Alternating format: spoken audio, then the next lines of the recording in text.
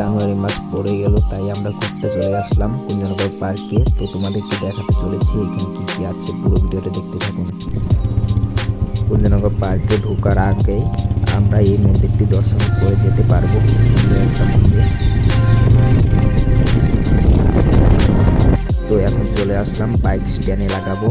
তো দেখতে থাকো পুরো ভিডিওটা, আশা করি ভালো লাগবে। আর আমাদের চ্যানেল নতুন হয়ে থাকলে সাবস্ক্রাইব করে রাখুন। এই তো চলে এলাম আমরা।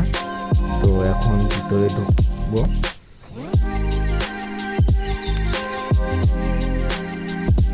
তো ভাবলাম এখানে ভিতরে না ঢুকে কিছুক্ষণ বাইরে আমরা একটু ঘোরাঘুরি করি, তারপর ভিতরে ঢুকবো। বাইরে দেখার মতো অনেক কিছু রয়েছে।